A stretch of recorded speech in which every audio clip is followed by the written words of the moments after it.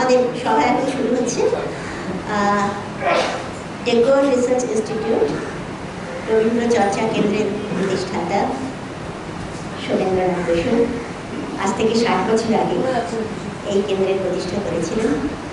তার স্মরণে স্মারক বক্তৃতা যে আয়োজিত হয়, এই বছর সে স্মারক বক্তৃতা যিনি দিতে এসেছেন তাকে আপনারা সকলেই চেনেন, অধ্যাপক সুকান্ত চৌধুরী। তার অন্য অনেক পরিচয় আছে, আপনারা আপনারা গুগল নেট ইত্যাদি খুললেই দেখতে পাবেন। একটা পরিচয়ের কথাই আমি বলবো, তিনি হচ্ছেন আমাদের এখানকার রবীন্দ্র তত্ত্বাচার্য উপাধি ভূষিত। তিনি তার এই যে কাজ, সেই কাজ আমাদের সামনে উপস্থাপিত করবেন, বলবেন। এখানে এক্ষুনি শুরু হবে, তার বিষয় এখানে সব পরিষ্কার করে লেখা আছে, তিনি বলবেন। আর বলা বাহুল্য যে যখন আলোচনা হবে তখন মোবাইল যেন না বাজে, আর কথাবার্তাও কম বলবেন, শব্দ বলবেন না, তাহলে বক্তাকে এবং এই কেন্দ্রের যে প্রতিষ্ঠাতা তাকে যথার্থ সম্মান জানানো হবে।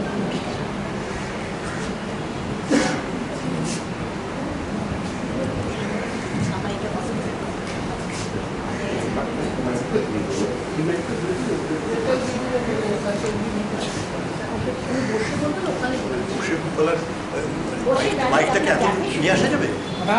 তাহলে রাখতে তুই নিয়ে আসতে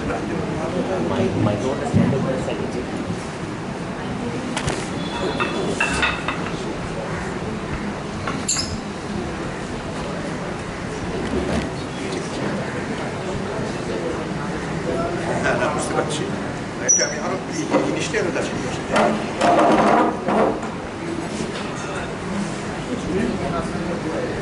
আমার কথা শুনতে পাচ্ছেন সকলে? পেছনে শোনা যাচ্ছে? আচ্ছা, এবার শুনতে পাচ্ছেন? মানে আগে ভালো শুনছিলেন না?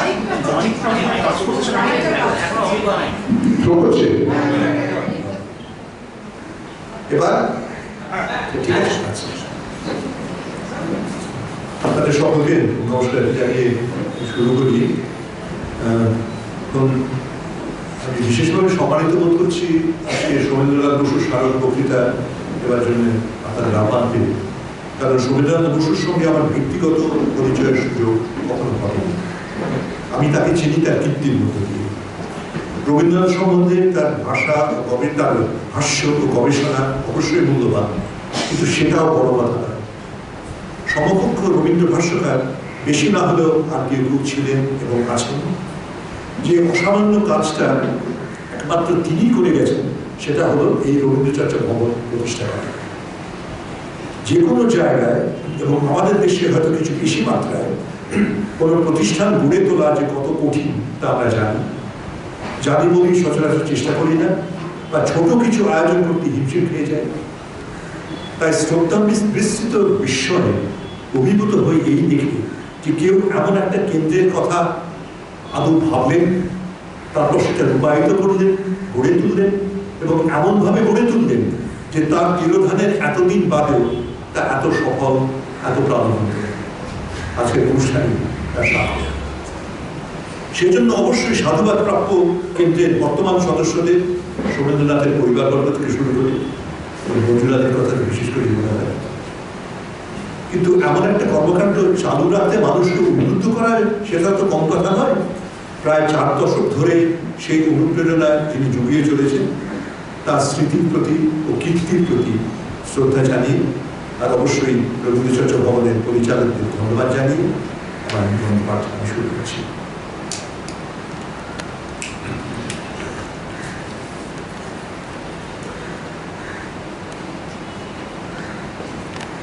রবীন্দ্রনাথ ঠাকুর আর ফ্রান্স কাফকার নাম প্রায় কখনোই একত্রে উচ্চারিত হয় না, হবার আপাত কারণ নেই। যদিও তারা সমসাময়িক ছিলেন। কাফকার জীবনকাল 1883 থেকে 1924, হিসেব করলাম 41 বছর। আসলে তার 41তম জন্মদিন পর্যন্ত তিনি বেঁচে ছিলেন না, 40 বছর বয়সেই মারা যান। অর্থাৎ রবীন্দ্রনাথের আয়ুষ্কাল ঠিক হবে। তাদের ভেতরে কোনোদিন যোগাযোগ হয়নি। পরস্পরের সাহিত্য কীর্তি সম্বন্ধে তারা আদৌ অবগত ছিলেন কিনা তাই সন্দেহ। রবীন্দ্রনাথের রচনাবলীতে বা বিশ্বভারতীতে প্রকাশিত চিঠিপত্রের সংগ্রহে কাফকার উল্লেখ মাত্র নেই। কাফকা একবার কথায় কথায় ঠাট্টার ছলে রবীন্দ্রনাথের উল্লেখ করেছিলেন, তাতে কবির লেখার প্রতি যথার্থ আগ্রহের কোনো চিহ্ন নেই। সবচেয়ে বড় কথা, দুজনের সাহিত্য কীর্তি ও মানসপট সম্পূর্ণ ভিন্ন, এমনকি বিপরীত। রবীন্দ্রনাথের চিন্তার যত হেরফের, যত বৈচিত্র্য ঘটুক, তার পুরো জীবন দর্শন শুভ ও অর্থপূর্ণ এক বিশ্বশক্তিকে প্রতিনিধিত্ব করছে। আর কাফকা মানব জীবন ও সমাজকে দেখছেন অর্থহীন, বিভ্রান্তিকর ও হানিকর একটা হিংকিংছর হিসাবে। এতটাই যে এমন দৃষ্টিভঙ্গি ও সমাজ ব্যবস্থাকে আমরা কাফকাস বলে থাকি। দুই বিপ্রতিম প্রতিভার তুলনা, সেটা যতই কষ্টকল্পিত মনে হোক, তাতেও কিন্তু এক বা উভয় সম্বন্ধে নতুন অনেক কিছু উঠে আসতে পারে। রবীন্দ্র প্রসঙ্গে তার শ্রেষ্ঠ দৃষ্টান্ত আবু সৈয়দ আইয়ুবের কবির পাশাপাশি বদলেনের আলোচনা।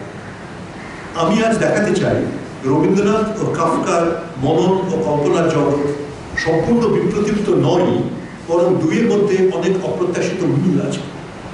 মিল কেবল খুঁটিনাটি সাদৃশ্যে নয়, বিশ্বদর্শন, সমাজচিন্তা ও ভাষা চিন্তার গভীর স্তরে। অথচ স্বীকার করতেই হয় যে সব মিলই সান্নিপাতিক।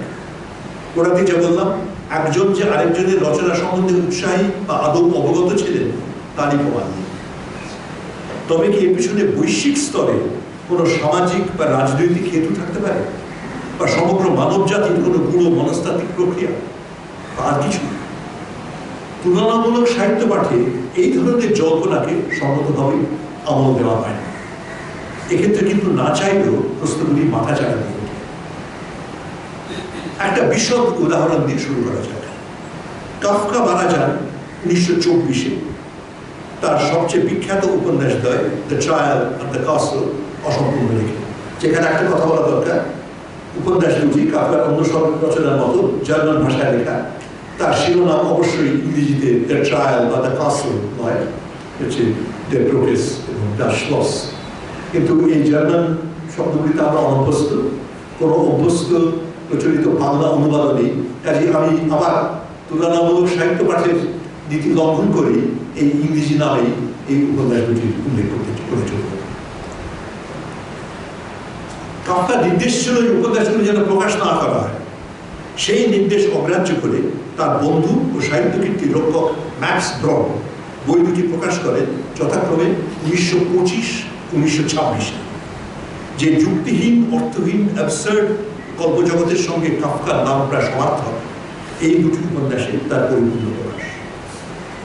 এদিকে তার 2 বছর আগে 1924-এ প্রকাশিত হয় রক্তকরবী ও তার ইংরেজি অবতার রেড ওলিয়ান্ডার্স, যথাক্রমে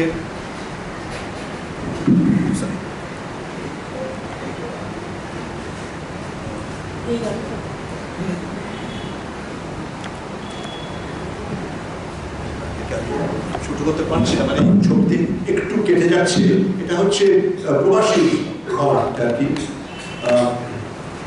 না, এটা ঠিক আছে, আলো বন্ধ করেছে, ভালোই করেছে। তবে এটা অন্য ব্যাপার। এটা স্ক্রিনের থেকে বেরোতে পারলে পুরো ছবিটা আপনারা দেখতে পেতেন। তবে মানে উপরে শিরোনাম অবশ্যই আছে, তবে খুব বেশি ছবির ক্ষেত্রে এই সমস্যা হবে না, কাজেই সেটুকু আপনারা নিজ মনে বাজনা করবেন। এবং রক্তকর্মী শুধু নয়, তার ইংরেজি অবতার রেড ওলিয়ান্ডার্স দুটি প্রথম প্রকাশিত হয় 1924-এ, যথাক্রমে প্রবাসীতে, যার বলাটা আপনারা এখানে দেখছেন, এবং বিশ্বভারতী কোয়ার্টারলিতে। বই হিসেবে এগুলি পরে বেরোয়। রক্তকরবী বিশ্বভারতী থেকে 1926-এর ডিসেম্বরে, রেড ওলিয়ান্ডার্স তার একটু আগে লন্ডনে ম্যাকমিলান থেকে 1925-এ। রেড ওলিয়ান্ডার্সে 1924-এর পত্রিকা সংস্করণের কিন্তু আরও একটা বৈশিষ্ট্য আছে। তাদের প্রচুর ছবি ও অলঙ্করণ করেছিলেন গগনেন্দ্রনাথ তার স্বকীয় কিউবিস্ট ঢঙে। সেগুলি 1352-এ বাংলা রক্তকরবীর দ্বিতীয় সংস্করণে অন্তর্ভুক্ত হয়। আর যেটা এখন আপনারা দেখছেন, 1924-এ বাংলা পাঠ সম্বন্ধিত প্রবাসীর মলাট হয়েছিল গগনেন্দ্রনাথের ছবি। আচ্ছা, আপনারা আলোগুলো আবার যদি একটু জ্বালিয়ে দেন, অনেকক্ষণ ছবি নেই বা যেগুলো আছে সেগুলো সাদা কালো আপনারা এমনি দেখতে পাবেন, আমার পড়তে একটু সুবিধা হবে। যখন আবার ছবি দেখতে শুরু করবো তখন অনুরোধ করবো, তখন যদি আলোটা আবার নিভিয়ে দেয়। এইগুলো দেখুন, রেড অলিয়ান্ডার্সে গগনেন্দ্রনাথের যে অনেকগুলি ছবি আছে, তার ওরা আছে, তার তিনটি। এই ছবিগুলোতে একটা দৃশ্যকল্প ফিরে ফিরে আসছে, মাকড়সার জাল। এর সূত্র আছে নাটকেরই পাঠে, মঞ্চ নির্দেশে। এখানকার রাজা একটা অত্যন্ত জটিল আবরণের আড়ালে বাস করে। প্রাসাদের সেই জালের আবরণ এই নাটকের একমাত্র দৃশ্য। নন্দিনীও বলে এই অদ্ভুত জালের দেয়ালের কথা, যার আড়ালে রাজা লুকিয়ে আছে। যাদের আড়ালে যক্ষপুরী বিচ্ছিন্ন, দূরস্থ, রহস্যময়, কিন্তু একই সঙ্গে সাথে একটা পুরী, একটা আস্ত শহর, তাতে প্রচুর মানুষের বাস ও নিদারুণ কর্মক্ষেত্র। শরীর মনে আবদ্ধ অসুখী নিপীড় নগরবাসীদের মূর্তি উঠে আসছে গগনেন্দ্রনাথের একটার পর একটা ছবিতে। তুলনা করা যাক কাফকার দ্য কাসল প্রাসাদগুলির চেহারা আর আবহ। কাফকার বর্ণনায় প্রাসাদটি মোটেই জমকালো অট্টালিকা নয়, বরং যেন একরাশ ছোট ছোট বসত বাড়ি এলোর গায়ে চাপাচাপি করে আছে। অথচ বাইরে থেকে জনপ্রশ্নের দেখা নেই, একেবারে নীরব নির্জন। একটাই চূড়ো বা মিনা, তার জানলাগুলো সূর্যের আলোয় জ্বলছে কাফকার উপমা উন্মাদের চোখের মতো। যেন আবার কাফকার আরেকটি উপমা, ছিলে কোঠার বন্দি কোনো অপ্রকৃতিস্থ বাসিন্দা কি করে যেন ছাদ পুড়ে পাপিয়ে উঠছে। এই দুটি উপমায় কাফকার কাহিনীর আমেজের সঙ্গে মানানসই। কাহিনীর পুরো পরিবেশটা এত অসংলগ্ন, উদ্ভট, অ্যাবসার্ড, তাতে কেন ভাবাই। তুলনায় রক্তকরবীর জগতের একটা নির্দিষ্ট রূপ ও উদ্দেশ্য আছে।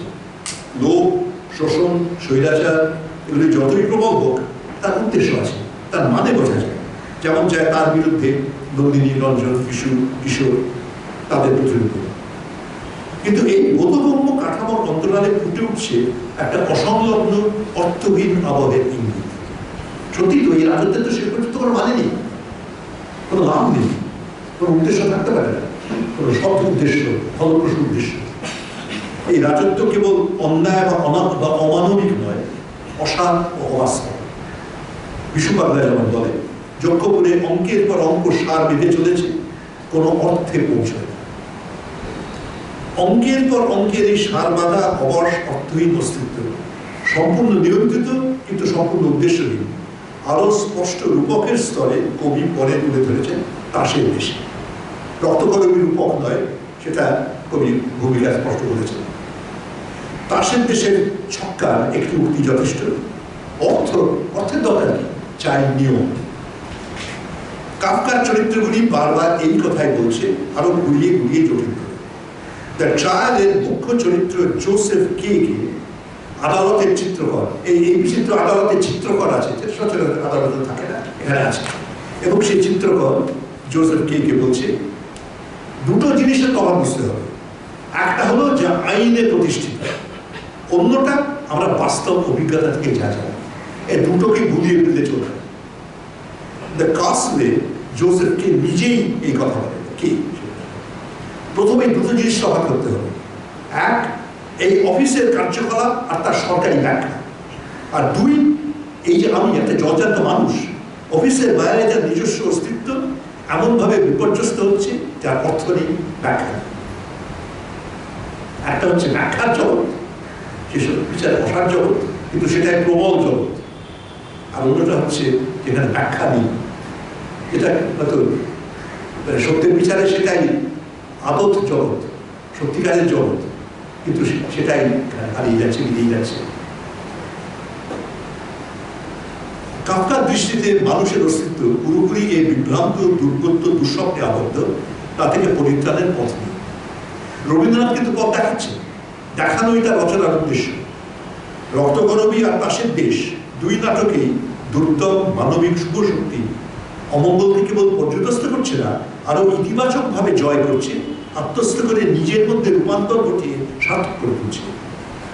অর্থহীন অমঙ্গলের পথ জুড়ে দাঁড়িয়ে সমান অকারণ বেহিসেবী এক শুভ শক্তি।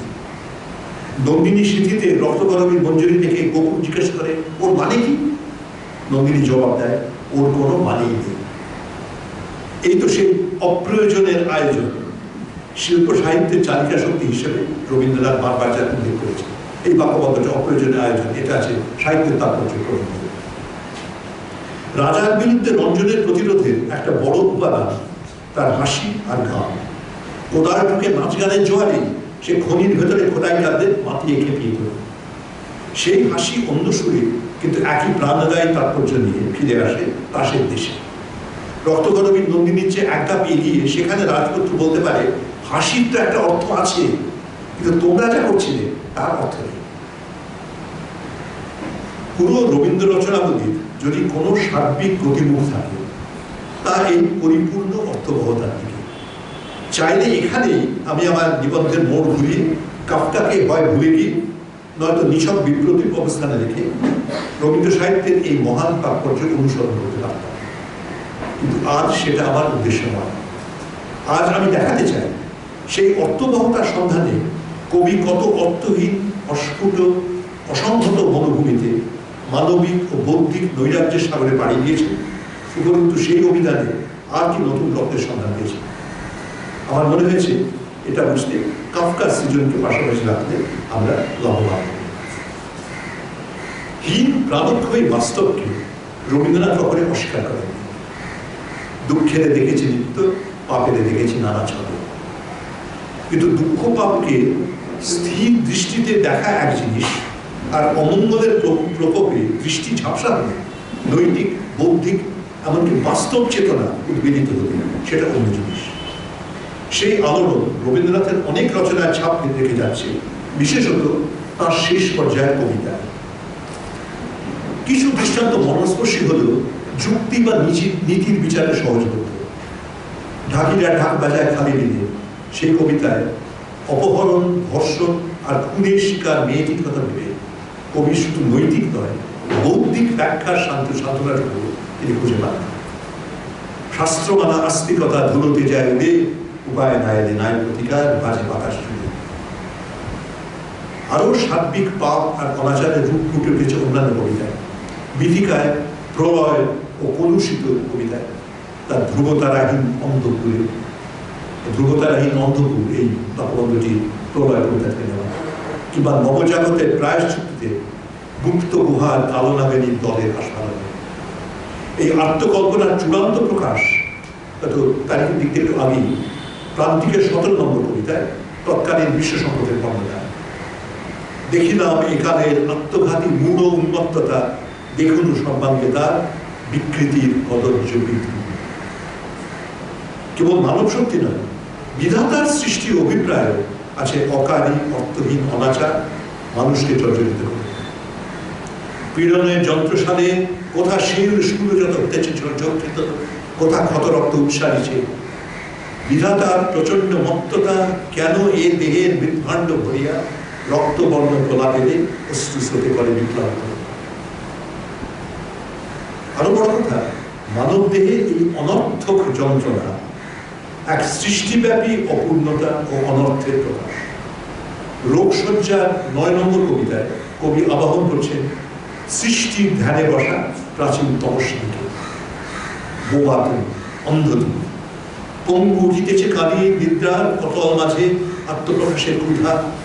প্রকাণ্ড স্বপ্নের পিণ্ড বিকলাঙ্গ অসম্পূর্ণ অপেক্ষা করেছে অন্ধকারে, কালের দক্ষিণ হস্তে পাবে কবে পূর্ণ দেব।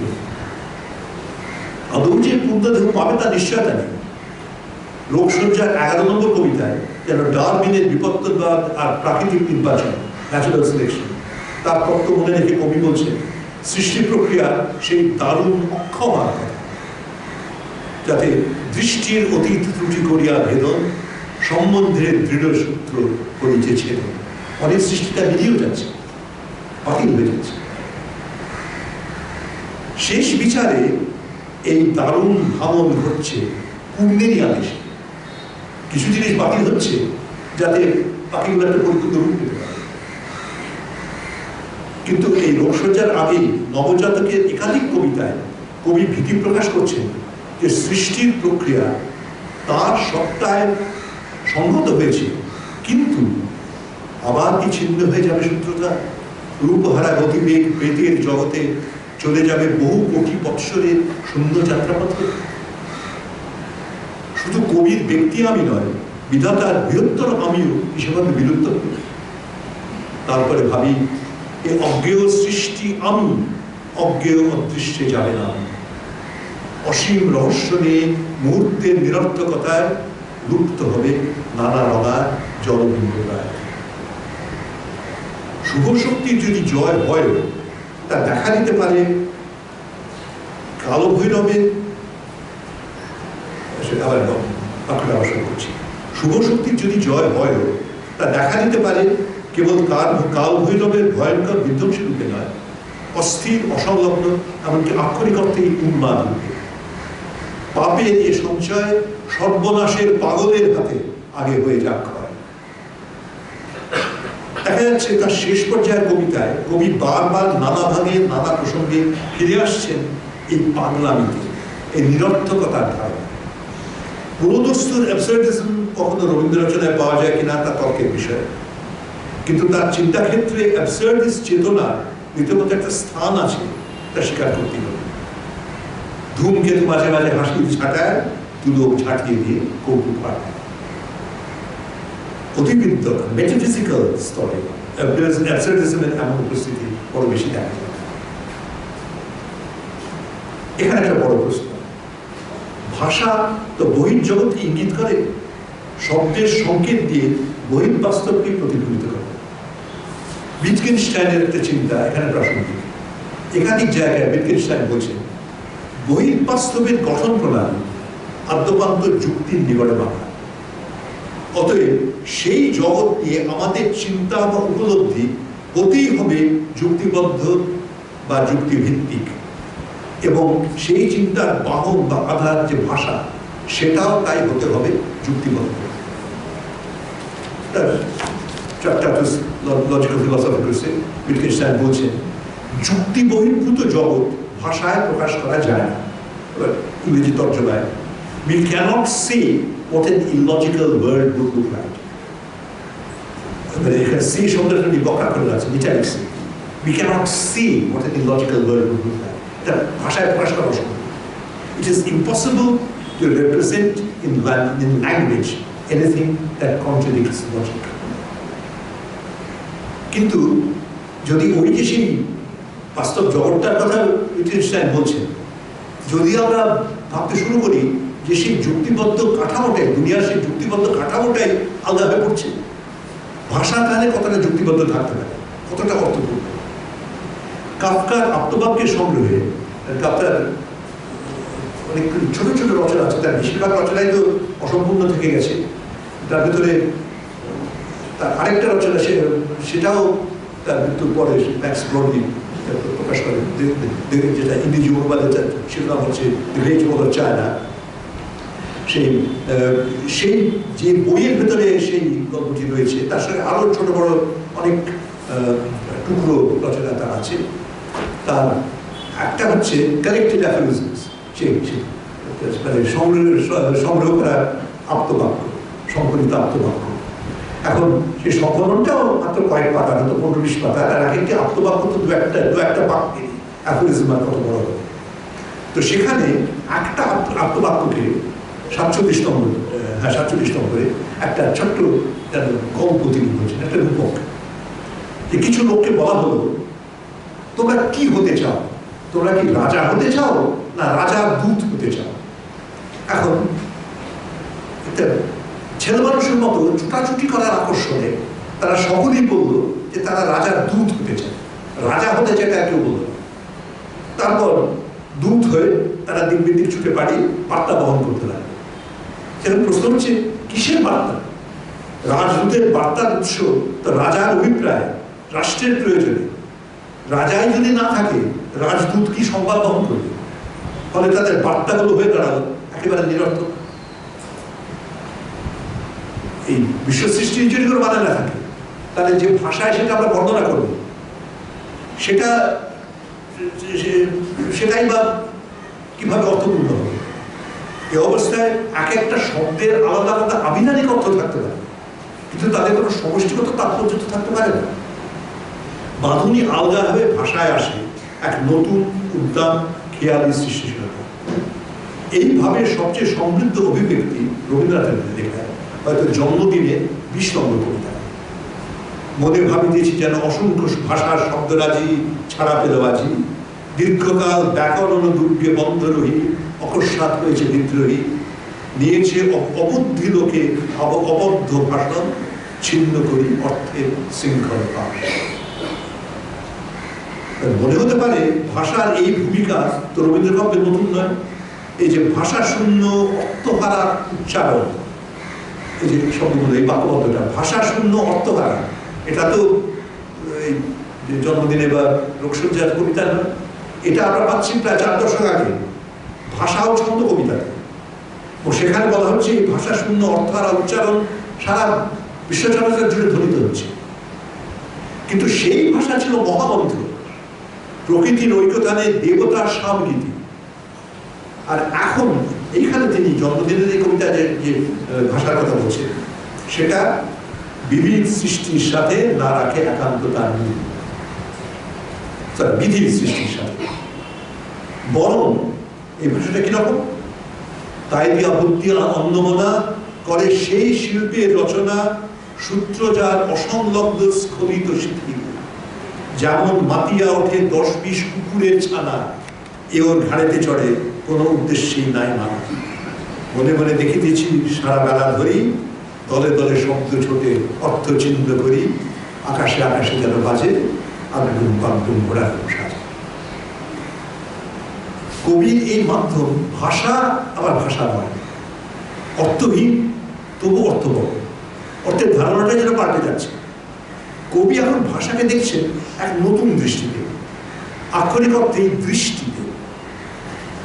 শেষ সপ্তকের 15 নম্বর কবিতায় কবি বলছেন তার যে আকাশ বিহারী কল্পনাকে এতদিন তিনি কথার ভাবে ধরতেন, এবার তিনি ধরছেন চিত্র। মন তখন মানে আগে মন বাতাসে ছিল কান পেতে, যে ভাব ধ্বনি খোঁজে তার খোঁজে, আজকাল আছে সে চোখ নেই। এতকাল নিভৃতে আপনি যা বলেছি আপনি তাই শুনেছি, সেখান থেকে এলেন আর এক নিভৃতে, এখানে আপনি যা আঁকছি দেখছি তাই আপনি। এই যেন এক নতুন অর্থে প্রত্যক্ষ প্রকাশ, এটা তারই সম্ভাবনা, প্রকৃতির নয় মানুষের। এখানে কবি সরাসরি তার চিত্রকলার কথা বলছেন। পরের কবিতাতে শেষ সপ্তকের 16 নম্বর কবিতা, সেখানে তিনি ঘোষণা করছেন ছবি আঁকার পিছনে তার যে অভিপ্রায় আমরা প্রায় অনুমান করে থাকি, তার কাব্যে তিনি পাঠককুল তথা সমাজের প্রত্যাশাবদ্ধ, ছবিতে তিনি স্বাধীন, কারণ তার ছবিতে তার ভাষায় খ্যাতির লাগাম পড়েনি, এটা তার কাব্যে পড়েছে। কিন্তু কৌতূহল হয়ে দেখে এই প্রসঙ্গে তিনি রং তুলির কথা বলছেন না, বলছেন ছবি আঁকা কলমের কথা। এখানে একটু একটা তারিখ বিবেচনা করতে হচ্ছে। এই শেষ সপ্তকের এই কবিতাগুলি এগুলো প্রকাশিত হয় এবং ধরে নেওয়া যায় লিখিত হচ্ছে 1935। কিন্তু এই যে কবিতাটি শেষ সপ্তকের 16 নম্বর কবিতা, এটা খুব নিবিড়ভাবে প্রতিধ্বনিত করছে তার 7 বছর আগে লেখা সুধীন্দ্রনাথ দত্তের একটা চিঠি। সেখানেও তিনি লেখনীর কথা বলছেন, যে লেখনী দিয়ে তিনি ছবি আঁকছেন, লেখনী দিয়ে কলম দিয়ে, এবং সঙ্গে বলছেন সত্যিকারের যদি বড় আর্টিস্ট হতুন তাহলে লেখনীর এমন লক্ষ্মী ছাড়া গিয়ে চলত না। শেষ সপ্তকের প্রকাশ 1935-এ, চিত্রশিল্পী হিসেবে কবি তখন রীতিমতো প্রতিষ্ঠিত। কাজেই শেষ শব্দকে তার এই লাইনগুলো পড়লে আমরা ভাবতেই পারি যে ছবি কথা বলছে। কিন্তু সুধীন্দ্রনাথকে চিঠিটা লেখা হয়েছে 16ই কার্তিক 1335, অর্থাৎ 1928-এর নভেম্বরের গোড়ায়। প্রথম কবির প্রথম তারিখ নির্দিষ্ট ছবি ওই 1928 সালে। কিন্তু তার কয়েক বছর আগে থেকেই তিনি নিবিড় ও জটিল রেখাচিত্র এঁকে আসছেন তার দুই পাণ্ডুলিপিতে। তার প্রথম উল্লেখযোগ্য নিদর্শন দেখাবো আপনাদের 1923-এ রক্তবরণী এবং 1924-এ পুরবী দুটি পাণ্ডুলিপিতে। রবীন্দ্র ভবনের পাণ্ডুলিপি যথাক্রমে 151/7 এবং 102 নম্বর। কাজে 1988 ওই চিঠিতে রবীন্দ্রনাথ যে তার লেখনীর যে আকাঙ্ক্ষির কথা বলছেন, সেটা প্রায় নিঃসন্দেহে তার লিপিচিত্রের কথা, কোন বস্তু ছবির কথা। তিনি স্পষ্ট বলছেন লিপিচিত্রে তিনি এক ভিন্ন উদ্দেশ্য ব্যক্ত করছেন, যা তার আনুষ্ঠানিক কাব্যে সম্ভব নয়। এবং এটা তো বড় কৌতূহলকর কথা, কবি তার লিপিচিত্রের পাণ্ডুলিপিতে একাধারে দুটি শিল্পরূপ ফুটিয়ে তুলছেন, তার মধ্যে মাত্র একটি শেষ পর্যন্ত পাঠকের কাছে পৌঁছবে। হ্যাঁ, একটা লিপিচিত্র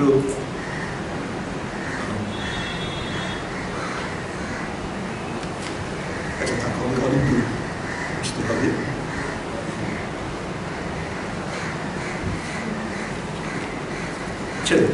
লিপিচিত্রে পরে আসবো, লিপিচিত্র সবাই আমরা সকলেই পরিচিত, তাই আমি যা বলছি সেগুলো সামনে ছবি না থাকলেও আপনাকে বুঝতে মোটেই অসুবিধা হবে না।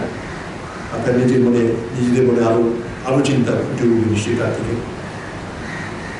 যে ওই লিপিচিত্র থাকায় ভাষার পাশাপাশি বলছিলাম কবিতার পাণ্ডুলিপিতে একাধারে দুটি শিল্পরূপ ফুটিয়ে তুলছে, তার মধ্যে মাত্র একটি শেষ পর্যন্ত পাঠকের কাছে পৌঁছবে, সেটা হচ্ছে ভাষায় রচিত কাব্য। এবং সেটা হচ্ছে ওই যে যৌথ মাধ্যম লিপি প্লাস ছবি, তার মধ্যে একটাই মাত্র মাধ্যম, আংশিক মাধ্যম, যেটা শুধু ভাষাটুকু বলা যাচ্ছে। আর যেটা যুগ্ম মাধ্যমে বলতে গেলে পূর্ণাবয়ব সৃষ্টি, সেটা কবি নিজেদের ভাষাতে অন্য রচনায়, সেটা দুর্লভ রত্নের মতো কালের কৌটোর মধ্যে দুর্বল। আঙ্গিকের বিবর্তনে আরেক ধাপ এগিয়ে আমরা পাচ্ছি উইলিয়াম ব্লেকের কাব্যচিত্র। সেখানে ভাষা আর ছবি দুটি আনুষ্ঠানিক স্বীকৃতি পাচ্ছে, যৌথ আঙ্গিকে রক্ষিত হয়ে পাঠকের কাছে পরিবেশিত হচ্ছে, একটি অন্যের পরিপূরক, আবার কখনো বিরুদ্ধগামী হয়ে। রবীন্দ্রনাথ ব্লেকের পথে হাঁটেন। বড় জোর বলা যায় যখন লেখন প্রকাশিত হলো সেই প্রোফেসটাকে, তখন তার নিজের হস্তলিপিকে পাঠকের সামনে উপস্থিত করে কাব্যের আনুষঙ্গিক লিপির দৃশ্য মাত্রাটা তিনি আরো প্রকাশ করেছেন। চিত্রায়িত পাণ্ডুলিপি থেকে রবীন্দ্রনাথ এগিয়েছেন পুরোদস্ত ছবির দিকে। তার শিল্পের যে দুই মহাদেশ, কাব্য ও পটচিত্র, সেই তার দুই রাস্তার সংযোগে আছে লিপিচিত্র। সেই মহেন্দ্র স্থল থেকে শিল্পী এদিকেও যেতে পারে, ওদিকেও। কিন্তু যে রাস্তায় তিনি পাছুন, অন্য সম্ভাবনাটা তার চেতনায় থেকে যাচ্ছে, যাত্রাকে প্রভাবিত করছে। শিল্পরূপে বিচারে লিপিচিত্রগুলির তাই বিরাট তাৎপর্য। সেগুলোকে নেহাত খসড়া হিসেবে দেখলে সেই তাৎপর্য জলাঞ্জলি দিতে হবে। বরং বলা উচিত রবীন্দ্রনাথের চিত্রিত পাণ্ডুলিপিগুলি একেবারে নতুন এক সংরূপ। সেই যুগে সেগুলি প্রচারের উপযুক্ত প্রযুক্তি দুর্লভ ছিল। আজ মাল্টিমিডিয়া বা যুগ্ম মাধ্যমের যুগে ভাবার সময় এসেছে গ্রাফিক উপন্যাসকে যেমন আমরা একটা স্বতন্ত্র সংরূপ হিসাবে মর্যাদা দান করেছি, চিত্রিত পাণ্ডুলিপির জটিল বহুমুখী আঙ্গিককেও তেমনি পূর্ণ স্বীকৃতি দান করার কথা, তা সে রবীন্দ্রনাথেরই হোক আর অন্য যে কোনো শিল্পীর হোক। প্রয়োজনটা নতুন করে ভাবার অবকাশ এসছে। 2021 সালে ইয়েল বিশ্ববিদ্যালয় থেকে প্রকাশিত হয়েছে ফ্রান্স কাফকা চিত্রাবলীর একটি সমুদ্রিত পূর্ণাঙ্গ সংস্করণ, ফ্রান্স কাফকা দ্য ড্রয়িংস এই নামে আন্দ্রিয়াস কিরকেলের সম্পাদনা। রবীন্দ্রনাথের তুলনায় অনেক কম হলেও কাফকা তার পাণ্ডুলিপিতে এবং আলাদা কাগজ ও খাতায় প্রচুর আঁকিবুকি কেটেছেন, ছবি এঁকেছেন। তার গোটা 40-এর ছবি 2019-এ একটা বই হয়ে বেরিয়েছিল। কাফকার বিভিন্ন সাহিত্য গ্রন্থের মলাটেও ছাপা হয়েছে দু একটা, কিন্তু মুষ্টিমেয় কাফকা বিশেষজ্ঞ বাদে পুরো সম্ভারটার খবর বলতে গেলে অগোচরে ছিল। ছবিগুলি ছিল ব্যক্তিগত মালিকানায়। দীর্ঘ মামলার পর অবশেষে 2019 সালে পৌঁছে ইসরায়েলের জাতীয় গ্রন্থাগারে। খুব ছোট্ট করে কাহিনীটা বলছি, মানে কাফকা তো তার বহু রচনায় তো অপ্রকাশিত এবং অসম্পূর্ণ অবস্থায় তার অকাল মৃত্যু ঘটেছিল। তখন এই ম্যাক্স ব্রড সেগুলি নিয়ে তার মুখে ধরে রক্ষা করেছিলেন এবং অনেকগুলি ছাপিয়েছিলেন বন্ধুর নিষেধাজ্ঞা অগ্রাহ্য করে। এবং কাফকার যে মূল যে সাহিত্য গ্রন্থগুলি তার অধিকাংশ, সব নয় কিন্তু অধিকাংশের পাণ্ডুলিপি এখন আছে অক্সফোর্ডের পর্দায় গ্রন্থাগারে। কিন্তু অন্য অনেক কাগজ ম্যাক্স ব্রড নিজের কাছে রেখেছে। এখন কাফকা এই যে ছবি বা ছবি আঁকা পাণ্ডুলিপি, এগুলি সবই তার জীবনের একেবারে প্রথম পর্যায়ে। যখন তিনি ছবি আঁকায় কিছুদিন প্রশিক্ষণ নিয়েছিলেন এবং শিল্পের ইতিহাস কিছুদিন লেখাপড়া করেছিলেন, এবং যখন মজার কথা ম্যাক্স ব্রড বলে গেছেন আমার যখন প্রথম ফ্রান্সের সঙ্গে পরিচয় হয়, সে ছবি আমি শুনেছিলাম, সে যে লেখে এ কথাটা আমি অনেক পরে জানতে পারবো। কিন্তু ওর ছবিগুলো ওই তার জীবনের প্রথম পর্যায়ে তুলনায় অনেক কম, এবং রবীন্দ্রনাথের ব্রতস্থ ছবি কথাটা ছেড়ে দিন, এইসব মানে ওই চিত্রলিপির বিচারেও আরো সংখ্যায় কম এবং অনেক সরল। তাও তুলনা করলে কতগুলি খুব মূল্যবান সূত্র বলে আমার ধারণা, সেটাই আমি এখন সেই প্রসঙ্গে অবদান করতে চাই। তো যেন ম্যাক্স ব্রড যখন মারা যান, তিনি তার কাছে যে কাগজপত্র যে সব রেখে যান তার সেক্রেটারির কাছে, এস্থার হফ নাম ছিল। এখন এরা তো সকলেই ইহুদি সম্প্রদায়, কাজে ইসরায়েল রাষ্ট্র স্থাপিত হওয়ার পর এই ভদ্রমেলা থাকতে আসেন ইসরায়েল, তেল আবিবে। এবং তখন একটা কথা ওঠে যে একজন ব্যক্তির মালিকানা, ব্যক্তির হেফাজতে এই মূল্যবান পাণ্ডুলিপিগুলি থাকবে কেন, এগুলি জাতীয় সম্পদ, সে কোন জাতি সে নিয়ে প্রশ্ন করতে পারে, কারণ ইসরায়েল রাষ্ট্রের তো অস্তিত্ব ছিল না কাফকার জীবদ্দশায়। কাফকা ওই অঞ্চলের কখনো জাননি, তবে তার ভিতরে মানে ইহুদি সংস্কৃতি সম্বন্ধে, সমাজ সম্বন্ধে তার একটা যথেষ্ট সচেতন ছিলেন ঠিকই।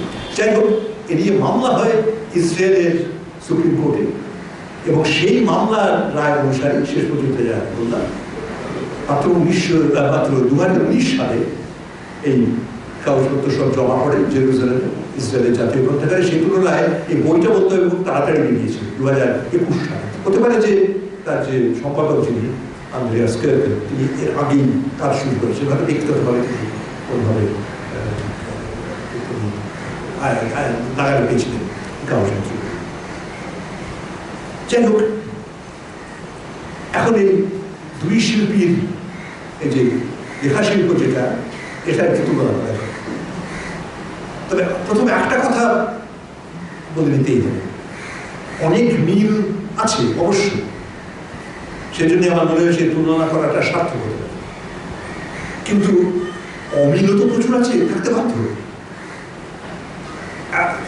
সবকিছু মিলে যাবে, আমরা দেখেই আমাদের একটার পর একটা ছবি মিলিয়ে মিলিয়ে আমাদের তাক লেগে যাবে, এতটা প্রত্যাশা করার মতো উচিত। কয়েকটা সত্যি তাক লাগে, অন্তত আমার লেগেছিল যখন প্রথম দেখেছি, জানি না তাদের লাগবে কিনা। কিন্তু দুজনের সৃষ্টির পাশাপাশি রাখলে এটাও তো বলতে হবে যে অনেক তফাৎ তো হতেই হয়।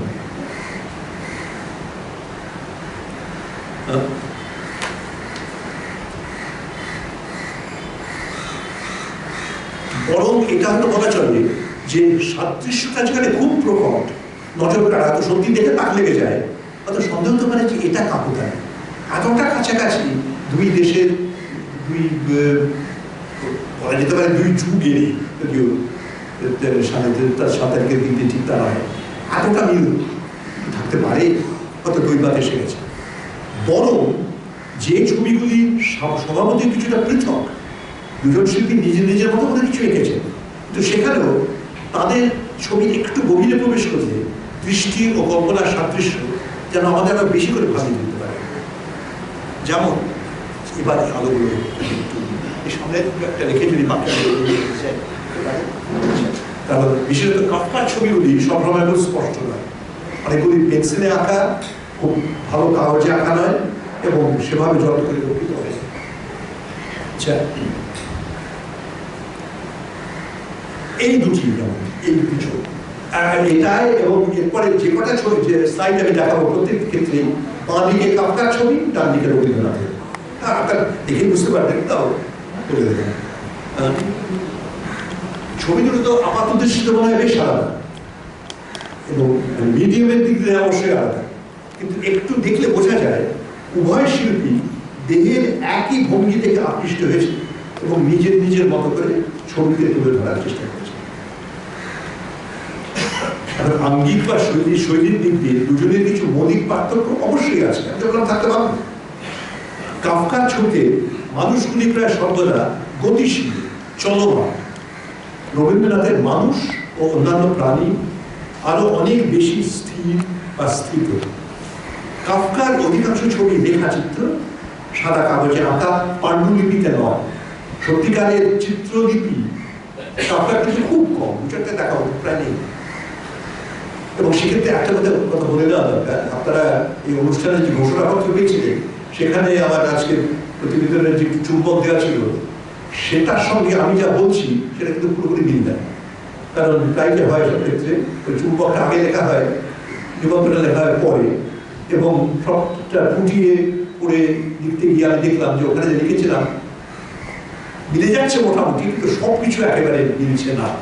কাজেই বলা বাহুল্য, আর যা বলছি সেটাই আমার মতে সেটাই আরো মানে মান্যতার যোগ্য। ওই ওখানে দু চার লাইন আছে তার নয়।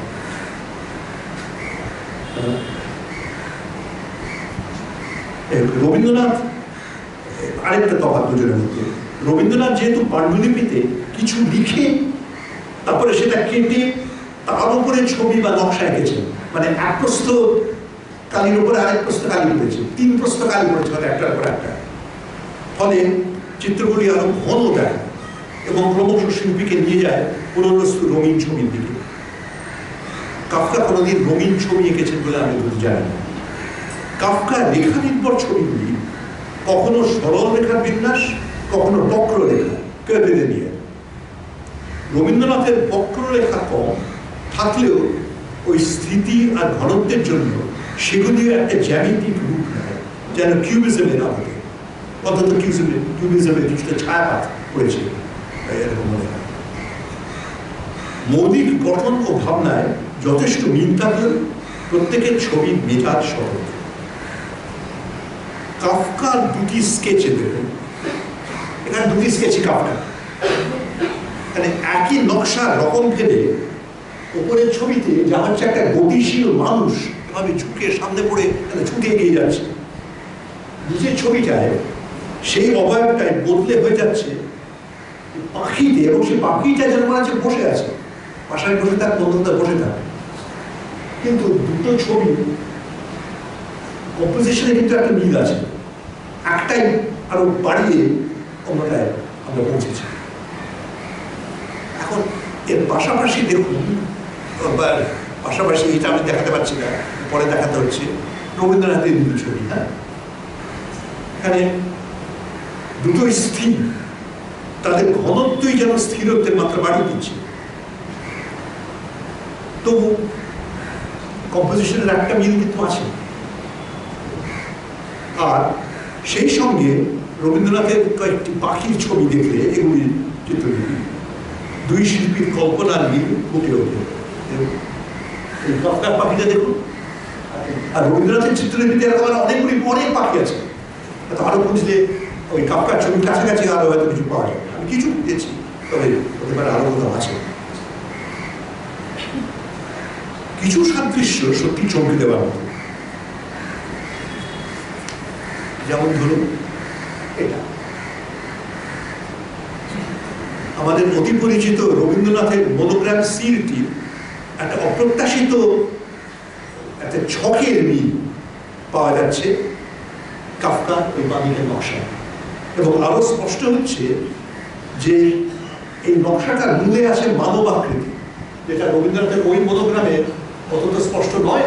সেখানে ওই অক্ষরগুলো যেহেতু সংগঠিত হয়েছে, কিন্তু তার পেছনে যে মানব আকৃতি আছে, কাফকার ওই একই ছবি, তার দিকে দেখুন, এই দুটি যে মানব মূর্তির ভঙ্গি কিন্তু ভিন্ন।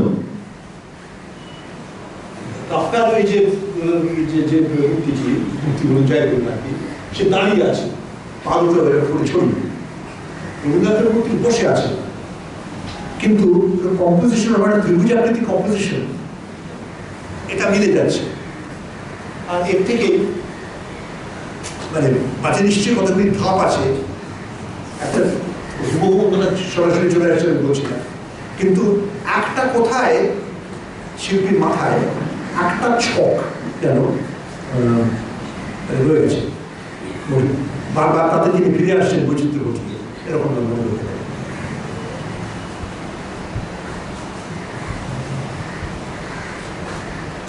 আচ্ছা, কিংবা তুলনা করবে, এটা সত্যি খুব মজাদার। বাদিকে কাফকার এই বিপদ প্রাণীটির সঙ্গে রবীন্দ্রনাথের ওই চতুষ্পদ ভাষটি বা ভঙ্গিতে খানিক ভিন্ন হলেও কাফকার ওই প্রাণীটির সঙ্গে দেখুন রবীন্দ্রনাথের এই পাখিটা।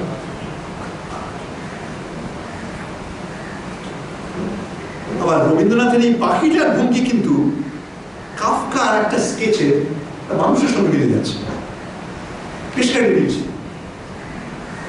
মানে একই অঙ্গভঙ্গিগুলো যেন এই দুই শিল্পীকে আকৃষ্ট করেছিল, দুজনের এই কল্পনাকে কিছুটা দখল করেছিল, বারবার তারা ফিরে আসছে।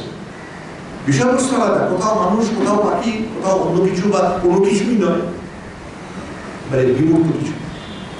কিন্তু মানে যদি আমরা শিল্পীর চেতনার কথা ভাবি বা শিল্পীর স্মৃতির কথা ভাবি, আঙ্গিক ফর্ম তার কথা ভেবে কোনো বিষয়বস্তুর কথা না বলি, তাহলে মিল কিন্তু পাওয়া যাচ্ছে।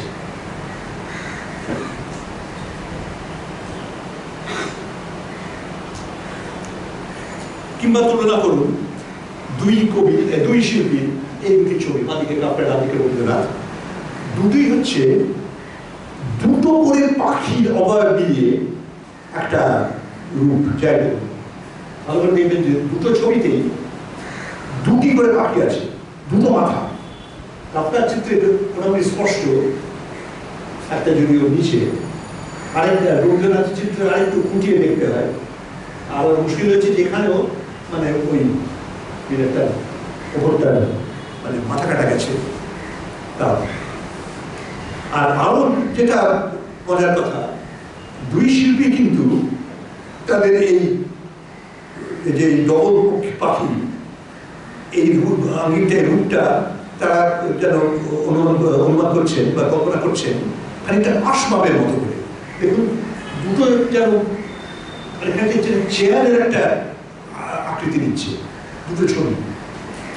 এবং রবীন্দ্রনাথের ওই যে ডানদিকের ছবিটা, এরকম রবীন্দ্রনাথের আরো লিপি চিত্র আছে, পাখি বা কোনো অন্য প্রাণী, যেমন কুকুরের একটা রেখাচিত্র আছে, যেখানেও কুকুরের পা গুলো একটা আসবাবের পায়ার মতো হয়ে গেছে।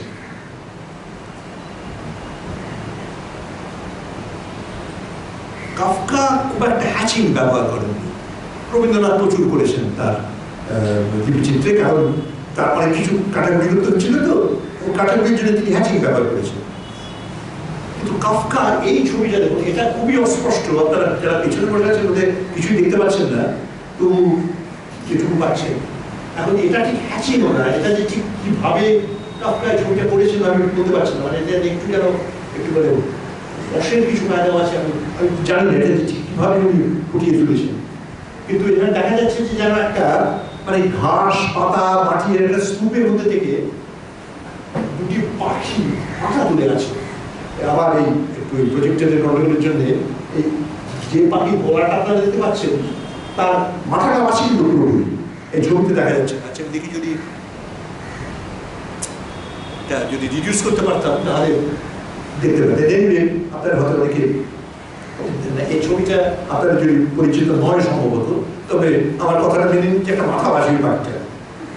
আর তার ডান দিকে দেখুন রবীন্দ্রনাথের এই ছবিতে যে দুটি পাখি, তারাও কিন্তু ওই রকম একটা যেন ঘাস পাতা মাটি এর স্তূপের মধ্যে বসে আছে, তার থেকে শরীরটা কিছু বার করে দেখাচ্ছে। রবীন্দ্রনাথেরটা তো রঙিন ছবি, বাদিকে কাফকারটা ঠিক কি মাধ্যমে একটু বলছি আমি ভালো করে বুঝতে পারছি না।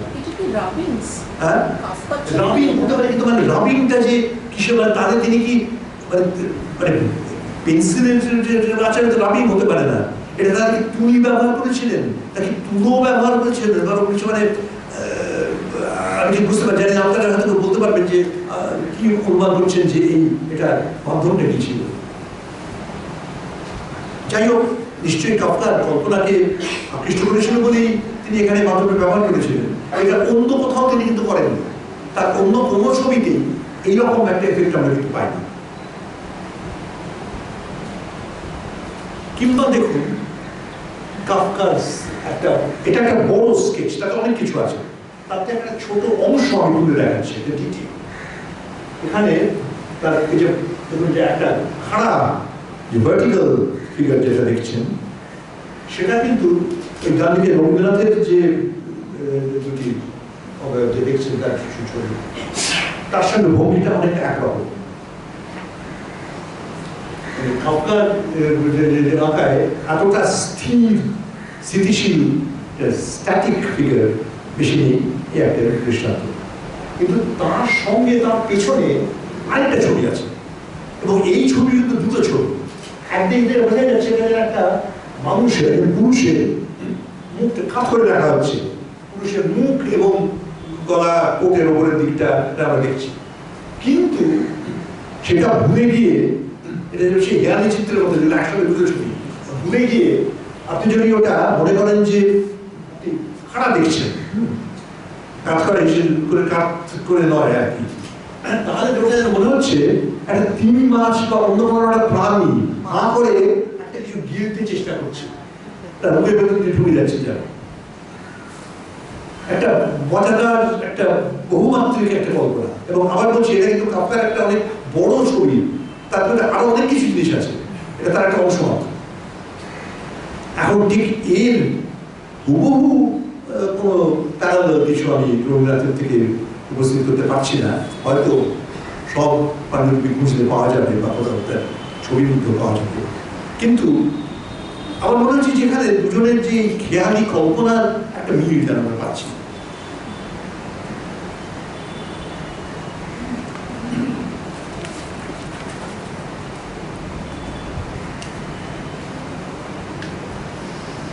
এবং কাফকার এইরকম দু একটা ছবি দেখিয়ে আমার আলোচনার এই পর্যায়টা আমি শেষ করছি। ডান দিকের ছবিটা তো আমাদের সঙ্গে পরিচিত, সে এটাতে যে সুকুমারের সেই ছাতা সব ছিল।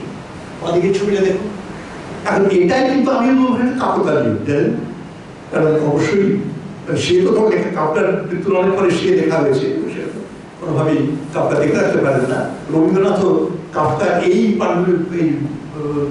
তার স্কেচ বুকটা দেখে থাকতে পারেন, এটা অসম্ভব ধরে নিতে পারে। কি করে যেন একটা মিলে গেছে। কিন্তু শিয়ের সঙ্গে এবার কাফকার আরেকটা ছবি দেখুন,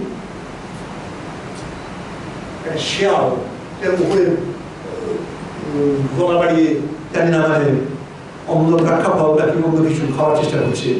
তবে এখানে রবীন্দ্রনাথের কোনো প্যারালাল আমি বার করতে পারি, কিন্তু জাতগোত্রের দিক দিয়ে এই প্রাণীটি কি শিবরাম শেয়ালের সমগোত্রীয় নয়? কিংবা দেখুন কাফকার এই সৃষ্টি বাঁদিকের ছবিটা, এটা কি? এটা বাঁদর নাকি একটা গিরগিটি?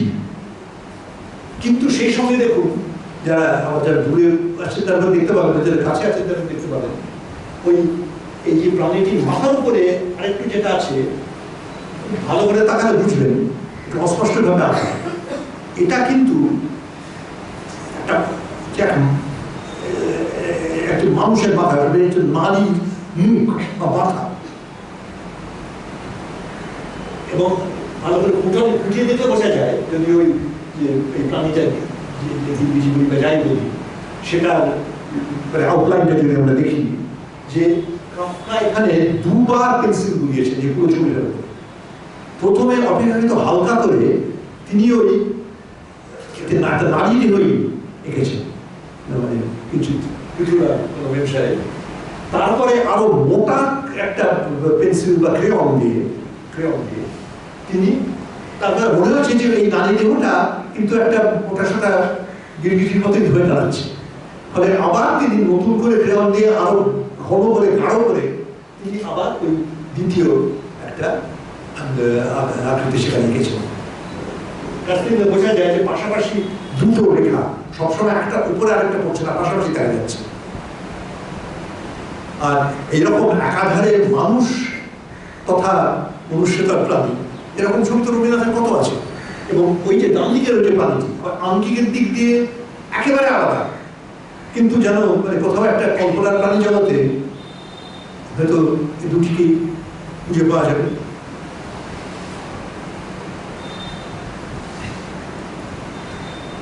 কাফকা যদিও ছবি আঁকার তালিম করেছে, আনুষ্ঠানিক ছবি আঁকেননি করে। তার স্কেচ আর লিপিচিত্রের ভান্ডারও রবীন্দ্রনাথের তুলনায় অনেক ছোট। তার একটা বড় অংশ আলোচনায় অপ্রাসঙ্গিক। সেগুলি যে কোনো শিল্পী অভ্যস্ত স্কেচ বুকের মতো, এই যেমন দুটি পাতা, তার একটা পুরো স্কেচ বুক আছে, এই তার থেকে দুটো পাতা যেমন দেখাচ্ছি। এরকম তো সব শিল্পী এরকম স্কেচ করেন, কখনো লাইভ মডেল সামনে থেকে করেন, আর কখনো তারা চোখের সামনে লোকের যাতায়াত করছে, নড়াচড়া করছে, সেই ভঙ্গিগুলো তিনি প্রথম মনে ধরে তার থেকে স্কেচ বুকে তিনি সেগুলো তুলে দেন।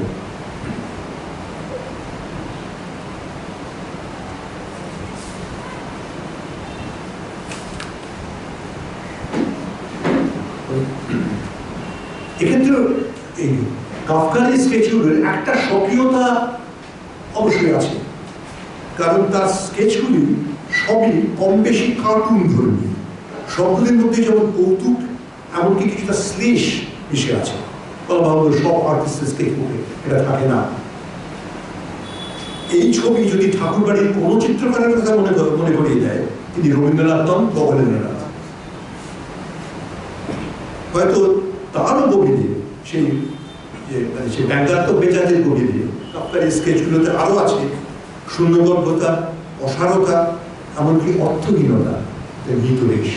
তার মানে অ্যাবসার্ডিজমেরই এক ধরনের একটা প্রাথমিক চেতনা। এখানে একটু সাবধান হতে হবে। আমরা জানি কাফকা অ্যাবসার্ডিস্ট লেখক, ফলে অবধারিতভাবে আমাদের ঝোঁক থাকবে তার ছবিতেও অ্যাবসার্ডিজমের লক্ষণ বুঝতে। সেটা হয়তো বাড়াবাড়ি হবে, কিন্তু তার প্রায় সব ছবির মেজাজ ও আবহ যেন বিষয়বস্তুকে খানিকটা লঘু করে, খানিকটা স্পেস মিশিয়ে দেখছে। বলছে এই মানুষগুলো বা তাদের জগৎটা অত দামি দুর্গম্ভীর কিছু নয়, খুব বেশি খাতির করার দরকার নেই। আর লঘু দৃষ্টিতে দেখছেন বলেই শিল্প মাধ্যমকে নিয়ে খেলা করতে পারছেন, রূপরেখায় এমন দোকানি করতে পারছেন। ধূমকেতুর সম্মানজনী বা রবীন্দ্রনাথের সেই ধূমকেতুর সম্মানজনীর মতো এও ঘনতরে কৌতুকের ছেলে খেলা খেলি নেড়ে দেয় গম্ভীরের ছুটি। স্কেচগুলো সম্বন্ধে সত্যি কথা বলা চলে, এটাও কাকতালীয়, এটাও কত ঘটে। একজন কবির লাইন আমরা অন্য একজন শিল্পীর ছবির প্রতি প্রয়োগ করতে পারি, এতে কিছু প্রমাণ হয় না। কিন্তু তাও অন্য কিছু যে আমি দেখাবার চেষ্টা করলাম, আপনারা তাতে সেটা মেনে নিচ্ছেন না। তবে সেই প্রেক্ষিতে এই উদ্ধৃতিটা আমি জুড়ে দিলাম রবীন্দ্রনাথের থেকে। আগে বলেছি রবীন্দ্রনাথের লিপিচিত্র যেন ভাষার বাঁধন আলাদা করে দিচ্ছে। এবার তো বলতে হয় তার রূপরেখা বা চিত্রের বাঁধনও আলাদা হচ্ছে। দুই মাধ্যমের সংমিশ্রণ যেন আমাদের শিল্প তথা প্রকাশভঙ্গির সব ধারণাগুলোকে নিয়ে নতুন করে পাওয়াচ্ছে।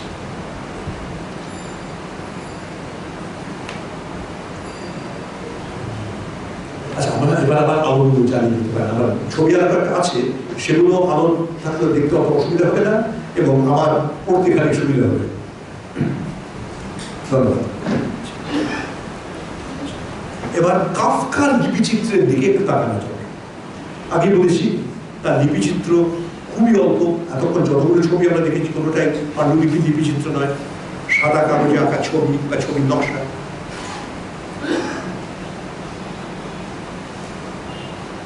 রবীন্দ্রনাথের চিত্রিত পাণ্ডুলিপির তুলনায় এগুলি কি সংখ্যায় কি জটিলতায় তাৎপর্যে অকিচিত্র, কিন্তু কৌতূহলের বিষয় অস্ফুট ও সীমিতভাবে একই লক্ষণগুলি তার মধ্যে ফুটে উঠছে। দুই লেখকের চিত্রলিপি তা একসঙ্গে আলোচনা করা যায় এবং তা থেকে ভাষা, মনন ও মননের অভিবৃদ্ধি সম্বন্ধে কিছু সূত্র উঠে আসতে পারে। কাফকার পাণ্ডুলিপির কয়েকটা পাতায় সামান্য কাটাকুটি আছে, যেমন এখানে ওই যে দেখছি নিচে একটা পাতা খাতা পৃষ্ঠায় নাকি লেটারের খাতার পৃষ্ঠায় একটা আলাদা একটা কাগজে কিছু ছবি, কিছু লেখা, এবং মাঝখানে যেন একটা সেতু বন্ধন করছে একটা লাইনকে এইভাবে তিনি রেখায়িত করে আলাদা করে দিয়েছেন।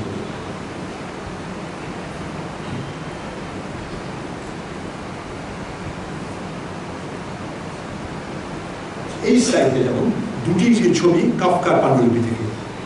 এই ব্যাপারটা রবীন্দ্রনাথের পাণ্ডুলিপিতে এত ব্যাপক ও এত পরিচিত যে বিস্তারে দেখাবার দরকার বোধ করছিল।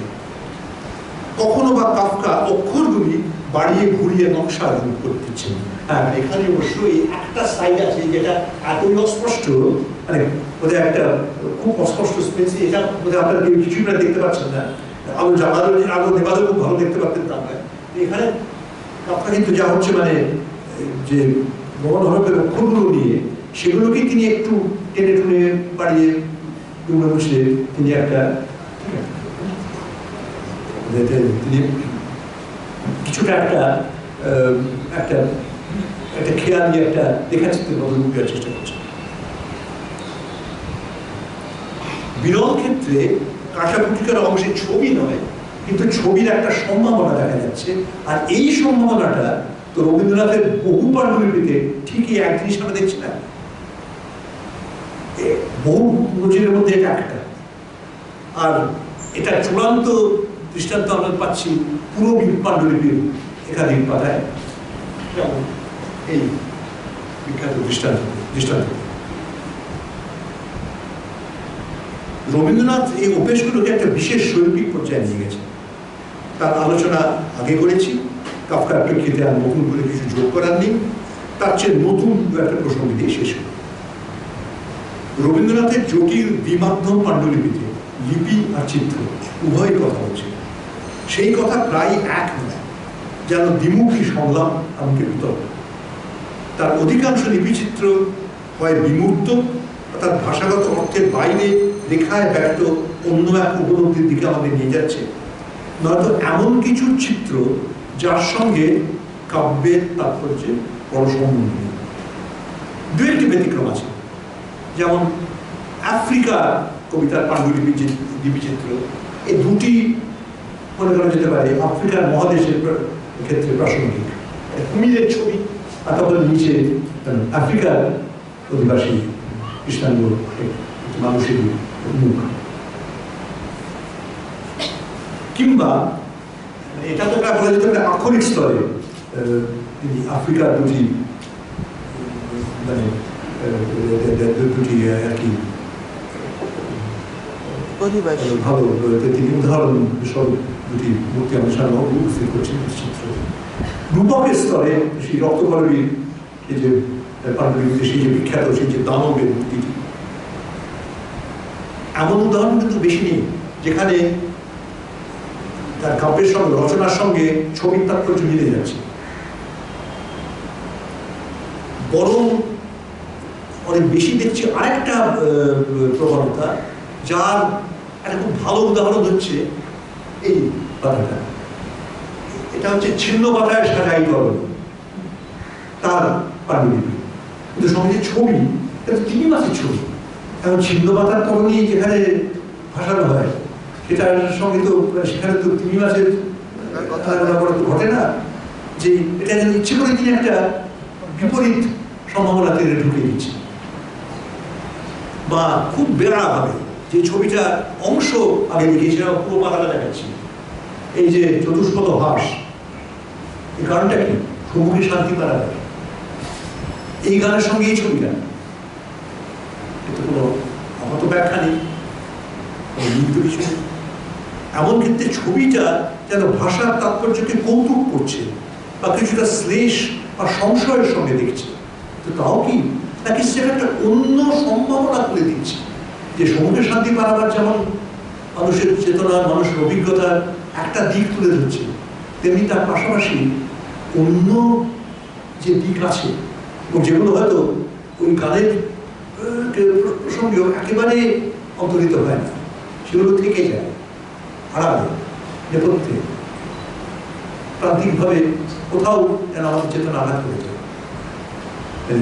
যখন মৃত্যুর কথা ভাবি, জীবনের কথা আমরা ভুলে থাকতে পারি না, একটাই আরেকটাকে অর্থপূর্ণ করে দেবে। এরকম একটা কোনো বোধ কথা আছে কি?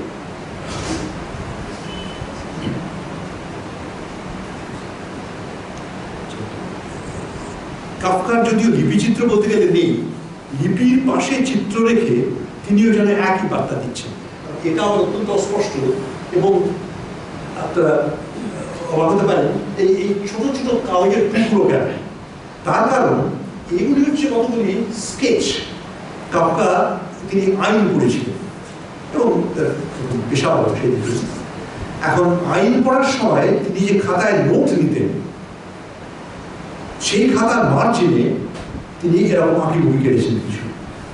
এখন ম্যাক্স ব্রড তার বন্ধু, তখন থেকেই বন্ধু, তিনি কাফকার অজান্তেই, নিশ্চয়ই কাফকা টের পেয়েছিলেন, তখন কাফকার অজান্তেই নোটগুলো অক্ষত রেখে সেই পাতার মার্জিন থেকে খাঁচি দিয়ে এরকম ছোট ছোট কিছু টুকরো কেটে সেগুলো তিনি আলাদা করে রক্ষা করেছিলেন।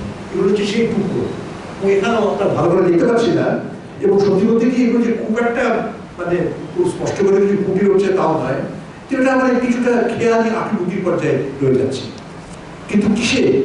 এটা হচ্ছে আইনের নোট। ওই যে সেই যেন সেই তিনি পরবর্তীকালে তার কাসুল বা ট্রায়ালের চরিত্রে যে কথা বলছি, একদিকে আছে আইন, আরেকদিকে আছে মানুষের জীবন, মানুষের অভিজ্ঞতার বেআইন। একদিকে ব্যাখ্যা, আরেকদিকে ব্যাখ্যাহীনতা। কাফকার চেতনায় সে এমন থেকেই একসঙ্গে দুটো কাজ করছে।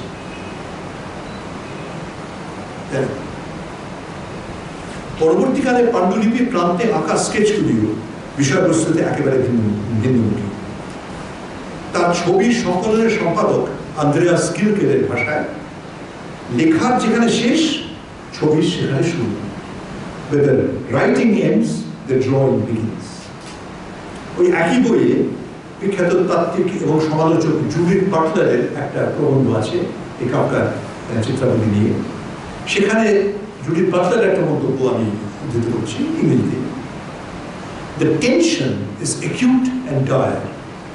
No amount of synthesis or summary would make persuasive the thesis of a perfect harmony between the sketch and the written text. And yet, through the diaries and letters, there are texts that break open into sketches and written texts in which pictures strain against the limitations of literary form. The ছবি এবং লেখা, ছবি এবং লিপি দুটি পরস্পরের বিপরীত, কিন্তু বিপরীত বলেই একটা আরেকটাকে পূরণ করতে পারছে। একটা মাধ্যম যেখানে পৌঁছতে পারছে না, যা ব্যক্ত করতে পারছে না, অন্য একটা মাধ্যম সেটা করে দিচ্ছে।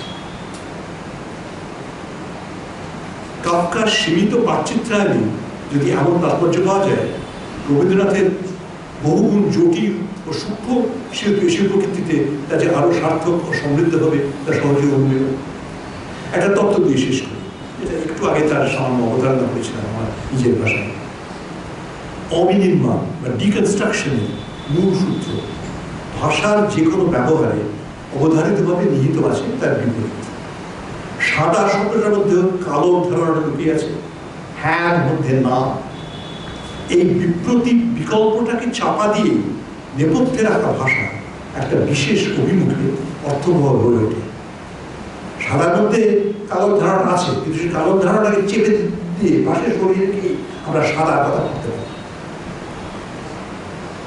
অবিনির্মাণের কাজ, ডিকনস্ট্রাকশনের কাজ হলো সেই লুকানো বিপ্রতীপটাকে গোচরে আনা, মান্যতা দেওয়া, দুটো তাৎপর্যকে পরস্পরের সম্মুখীন করা, পাশাপাশি রাখা।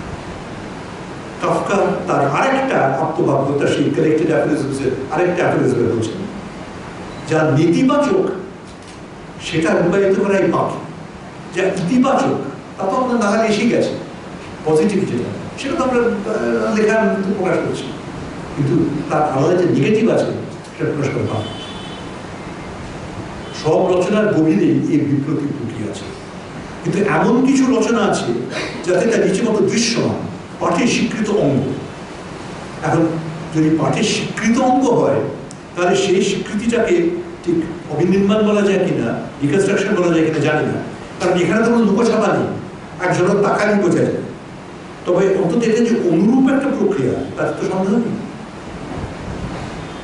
কাব্য রচনা করতে করতে কবি নিজের নির্মীয়মান রচনাকে কতটা এমন নিরপেক্ষ দৃষ্টিতে দেখতে পারেন, কতটা আমল দিতে পারেন বিপরীত বিকেন্দ্রিক এই ব্যঞ্জনার গুঞ্জনকে, সেগুলিকে সামলে কাব্যের গতি তার নির্দিষ্ট ইতিবাচক পথে ধরে রাখতে পারে। লিপিচিত্র হতে পারে এই দোটানা থেকে পরিত্রাণের একটা উপায়। এতে বিকল্পটাকে গণ্য করা হয়, মেলে ধরা হয়, তা থেকেও কবি লাভ করেন সৃষ্টির সন্তুষ্টি। কিন্তু একই সঙ্গে যেন সেটা ভূত ছেড়ে ফেলা হয়। আসল অভিষ্ট রচনা যেটা, আসলটা এখানে আমাদের কোটপাতের মধ্যে রাখা উচিত। অর্থাৎ যে কাব্যটা শেষ পর্যন্ত পরিবেশিত হবে পাঠকের সামনে, সেটা নিজের মেজাজে নিজের গতিতে গড়ে উঠতে পারে। এখন এই পুরো প্রক্রিয়াটার একটা খুব পুরো ফ্রয়েডীয় ব্যাখ্যা হতে পারে, তার মধ্যে আমি যাচ্ছি না। হতে পারে সব কবির মনে দুই বিপরীতের এই টানাপোড়ে অস্ফুট অবচেতনভাবে কাজ করে। আমাদের সৌভাগ্য, রবীন্দ্রনাথ পুরো প্রক্রিয়াটা কুটিয়ে বিস্তার করেছেন, ভাষার স্বরূপ, শিল্প রচনার স্বরূপ আরো ভালো করে আমাদের বুঝতে শিখিয়েছেন, আর সেই সূত্রে আমাদের উপহার দিয়েছেন একটা নতুন সংগ্রহ, চিত্রায়িত লিপি। সাধু সাধু সাধু।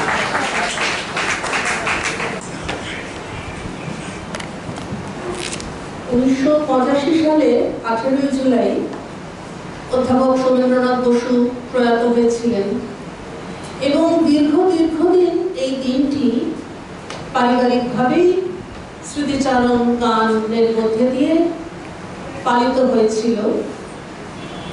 গত কয়েক বছর ধরে টেবল রিসার্চ ইনস্টিটিউটে দিনটি সেটাও ওই স্মৃতিচারণা মধ্যে দিয়ে মানুষটিকে স্মরণ করা হয়েছে। এবছর প্রথমবার সোমেন্দ্রনাথ বসুর স্মারক বক্তৃতা, যেটি বহুদিন ধরে চলছে, সেটি আজকের দিনটিতে পালন করা হলো। আজকের দিনটি স্মরণ করেই এই বক্তৃতা। সুকান্ত দাকে আমরা আমাদের ছাত্রাবস্থায় দেখেছি, এখন তার হাতে লাঠি, তখন টকবক করে যেতে দেখতাম। তিনি যখন তার বিষয়টি রবীন্দ্রনাথ এবং কাফকা, তখন অনেকেই এই প্রশ্নটা করছিলেন যে কিভাবে তিনি দুজনকে মেলাবেন। তো কিভাবে মেলাবেন সেটা আমরা দেখলাম এবং খুব স্বাভাবিকভাবেই অ্যাবসার্ডিজমের কথা এলো এবং রবীন্দ্রনাথের শেষের দিকের যে রচনা তার সঙ্গে ছবি, যেটাকে আবু সাঈদ আইয়ুব অমঙ্গল বোধ বলেছিলেন, কোথাও একটা দর্শনের যোগাযোগ সেটাও হয়তো রইল, শুধু ছবি নয়। আমরা খুবই সমৃদ্ধ হলাম আজকে। সুকান্ত দাকে রবীন্দ্র চর্চা ভবনের তরফ থেকে আন্তরিক কৃতজ্ঞতা। আজকে যারা এসছেন, আমার কিছু বলার আছে। হ্যাঁ দিদি কিছু বলবেন, আমাদের সভাপতি।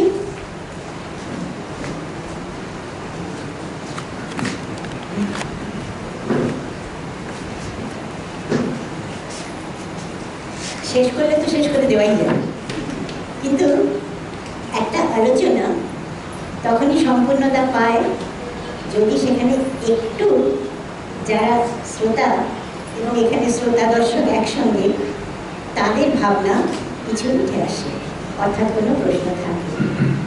আমি চিরকাল এইটা মেনে চলেছি যে একটা আলোচনার সঙ্গে যদি একটু প্রশ্ন উত্তর হয় তাহলে সেটা সম্পূর্ণতা সারা বক্তৃতায় নাও যদি হয়, নাও যদি সারা বক্তৃতায় মানে এটা নিয়ম। রবীন্দ্রনাথ কাফকা এত নিয়ম মেনে চলবার শিল্পী তারা ছিল। আমরা এই নিয়মটাকে সরিয়ে দিয়ে একটা কথা বলি, যে যদি এখানে যেসব কথা উনি বললেন খুব ছোট্ট করে, আমরা মিনিট 15 হয়তো সময় দিতে পারি কি মিনিট 15 সময়ের মধ্যে যদি কারো মনে হয় কিন্তু একটা মুশকিল আছে, কাউকে প্রশ্ন করতে বললে তার অনুভূতি তার ব্যাখ্যা করতে যাবেন না। যদি যেটা অধ্যাপক চৌধুরী বলেছেন সেই সম্পর্কে কোনো প্রশ্ন থাকে, সংক্ষেপে একটি দুটি বাক্যে সেই প্রশ্ন করবেন এবং তিনি দেখাই যাচ্ছে তিনি কিভাবে কাফকা এবং রবীন্দ্রনাথের পাণ্ডুলিপি, রবীন্দ্রনাথের ছবি ইত্যাদি দেখেছেন, এটা তো আমরা দেখতেই পেলাম। সেই উত্তর দেবার যোগ্যতম ব্যক্তি কিন্তু এই মুহূর্তে উনি এখানে উপস্থিত আছেন। তাকে আমরা আর কবে পাবো জানি না, এক্ষুনি ফেলবো। আর যদি কোনো প্রশ্ন থাকে খুব দ্রুত একটি যদি বাক্যে একটা দুটো প্রশ্ন করবেন, তারপরে আমার একটা দুটো কথা আছে। আমার প্রশ্ন হচ্ছে যে এই যে আপনি বললেন যে ছবিগুলি মানে প্রজেক্টে দিয়ে দেখালেন, গুরুদেব একসময় ছবি আর কাফকার ছবির মধ্যে আপনি বলেন অদ্ভুত মিল আছে। অথচ গুরুদেব তো কাফকাকে মানে গুরুদেব কাফকার অনেক পরে, গুরুদেবের কাছে কাফকার ছবিগুলি ছিল না। তো গুরুদেব যেটা ভাবছে ভাবনা চিন্তার মধ্যে কাফকার ছবি যে মিল, সেটাকে আপনি ব্যাখ্যা কি একটি চেতনার মিল, মানে কাফকা যে চেতনায় ছবিগুলি আঁকছে, গুরুদেব যখন ওই ছবিগুলি এঁকেছেন যে মিলগুলি, তাহলে কি চেতনার মিল ছিল? চেতনার মিল হয়তো এক একটা ব্যক্তি হয়তো কেউ কাউকে চেনে না, জানে না, 200 বছর 300 বছর পরে, কিন্তু দেখা যাচ্ছে ওদের চিন্তা ভাবনা সেটা কি চেতনার মিল না অন্য কিছু? প্রশ্নটা হয়ে গেছে, সংক্ষেপে প্রশ্ন করুন। চেতনার মিল তো বলি, আর কিভাবে বলবো? যেখানে কোনো বাস্তব যোগ কিছু ছিল না, সেখানে মানে হতে পারে বড় যোগ আমি জানি না। কাফকা হয়তো জার্মান অনুবাদে বা হয়তো ইংরেজি অনুবাদে, কত ইংরেজি জানতেন আমি জানি না, তবে জার্মান অনুবাদে সম্ভবত তিনি রবীন্দ্রনাথ একটু হয়তো পড়ে থাকতে পারেন। তাও তার একটি যে মন্তব্য করেছেন যে রবীন্দ্রনাথ সম্বন্ধে, সেটা যে খুব রবীন্দ্রনাথের শুধু স্তুতিপূর্ণ মন্তব্য তা নয়। আর রবীন্দ্রনাথ তিনি যে কাফকার রচনা তিনি পড়ে থাকতেই পারেন, কারণ তার প্রধান রচনাগুলি তো 1920 সাল থেকে বেরোতে শুরু করেছে। কিন্তু পড়েছে এটা আমি জানি না, আপনারা হয়তো বলতে পারবেন যে তিনি যে কাফকা পড়েছিলেন কিনা, তার কোনো প্রমাণ আছে কিনা, বা তার সংগ্রহে রবীন্দ্র ভবনে কাফকার কোনো বই আছে কিনা, এটা কি কেউ জানেন? নেই। ঠিক আছে, আপনি আমার মনে হয় সমস্ত বক্তৃতার মধ্যেই এই উত্তরটা আছে। চেতনার মিল তো আছে, দুজন শিল্পীর মধ্যে চেতনার মিল পরস্পরকে দেখা জানার উপর নির্ভর করে না। সমস্ত স্রষ্টা মানুষ, তাদের মধ্যে অনেক চেতনার মিল থাকে। কাজে এই প্রশ্নটা ঠিক আছে, ঠিক প্রশ্ন, এবং চেতনার মিল এর সমস্ত বক্তৃতার মধ্যে এই কথা বলা আছে। আর কিছু কেউ বলবেন? তাড়াতাড়ি বলুন। নিয়ে একটু কথা বলতে চাই যে কনস্ট্রাকশন যদি নির্মাণ হয়, ডিকনস্ট্রাকশন তাহলে বিনির্মাণ হয়, তাহলে কি আমরা অবিনির্মাণ বলবো না বিনির্মাণ? এই প্রশ্ন আমরা গায়ত্রীকে করতে হবে। গায়ত্রী চক্রবর্তী শ্রীবাককে, তিনি তার মানে বোধহয় কয়েক দশক আগে যে বক্তৃতায় এই শব্দের প্রথম চালু করেছিলেন, সেই বক্তৃতা এতই প্রভাবশালী হয়েছে যে তারপর থেকে আগামী সাহস হয়নি যে অন্য কোনো তর্জমা কেউ। এটা অবিনির্মাণই হবে। অবিনির্মাণ কেন হবে এটা আমি বলতে পারি, কিন্তু এখন সময় চলে যাবে। একদম অবিনির্মাণ হবেই। আর কোনো আচ্ছা, যারা প্রশ্ন করছেন একটু যদি এগিয়ে আসেন। হ্যাঁ, কোন জোরে জোরে।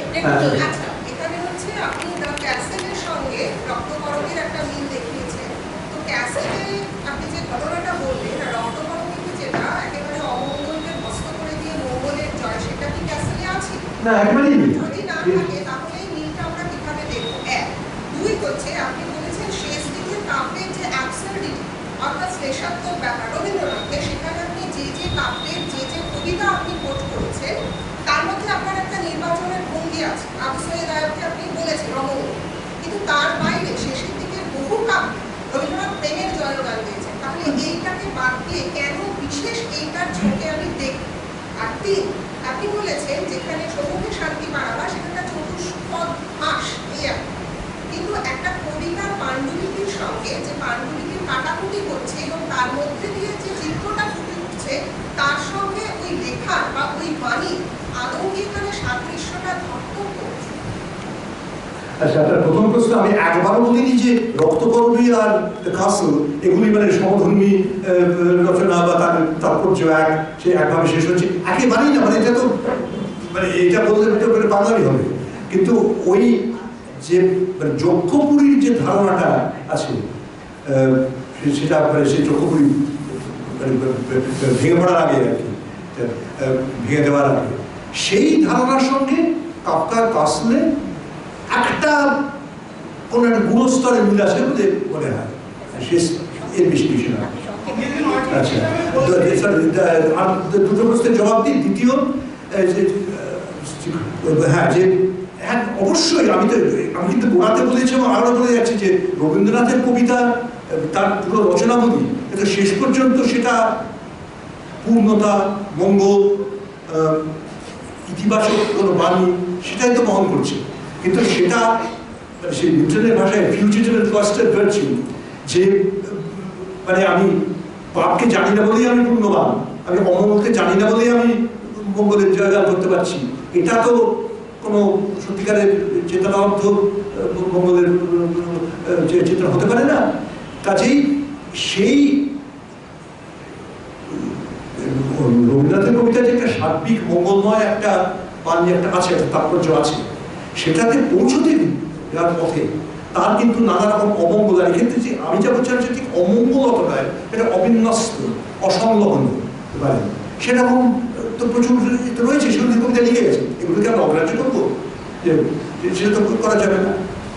আর শেষ প্রশ্নের এক কথা উত্তর দেওয়া যায়, হ্যাঁ আমরা তো সচরাচর নিশ্চয়ই আশা করি যে একটা পাণ্ডুলিপির যে পাঠ তার সঙ্গে ছবির একটা মিল থাকবে, তাই তো সচরাচর আশা করি মিল না পেলেই সেটা একটা বলার মতো কথা। এই প্রশ্নটা সূত্রে আমি একটা কথা বলে আমি মনে করি এই কথাটা সবসময় আজকের দিনে ম্যারিডোলজি বা ইত্যাদি সম্পর্কে যা আমরা জানি, যিনি লিখছেন যিনি বলছেন তার দৃষ্টিভঙ্গিতেই তিনি সেটা দেখবেন। তার দৃষ্টিভঙ্গির সঙ্গে অনেকের দৃষ্টিভঙ্গির পার্থক্য হতে পারে। যে ব্যাখ্যা একটা ছবির সঙ্গে একটা পাণ্ডুলিপি দিয়েছেন অধ্যাপক সুকান্ত চৌধুরী, তার সঙ্গে আমরা অনেকেরই আমাদের মনে হতে পারে অনেক। যে ছবিটাকে তিনি চতুষ্পদা হাঁস বলছেন সেটা অন্য কারো মনে হতে পারে অন্য কিছু। কাজে এই ব্যক্তিগত জায়গাটাকে ধরে আমাদের মনে রাখতে হবে এটা কাফকা, রবীন্দ্রনাথ এবং সুকান্ত চৌধুরী, এই তিনজনকার মনোভঙ্গি সব ক্ষেত্রেই